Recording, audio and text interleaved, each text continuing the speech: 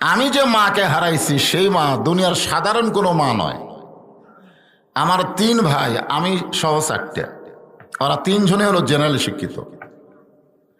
একজন primary headmaster, আর 2 জন 2 কলেজের professor, আর আমি মাদ্রাসায় পড়ু এক মৌলানা। আমার বাপ কয়, তুই মৌলানা হইলি তোর দিন কেমনে চলবে? মা বলতেছে ওর আজার হালে থাকবে। জোরে খান সুবহানাল্লাহ। আমার দোয়া আছে। সবচাইতে বড় দোয়া বুঝতে পারলাম 1 ডিসেম্বর আমার একটা মারাত্মক অ্যাক্সিডেন্ট হলো আপনাদের এই রোডে। আমার গোটা গাড়ি দুমড়ে মুচড়ে গেল, অথচ আমার কিছুই হলো না। আমার কিছুই হলো না, কারণ মার হাত ধরে ওয়াদা করেছি, তোমার জানাজা না করে আল্লাহ যেন আমার মৃত্যু না দেয়। এখন যদি আমি মরে যাই, আমার আর ওয়াদা খেলাপ করার কোনো চান্স নাই। মরে যাই, চলে যাবো, কারণ আমার দোয়া করার বাপও নাই, দোয়া করার মাও নাই।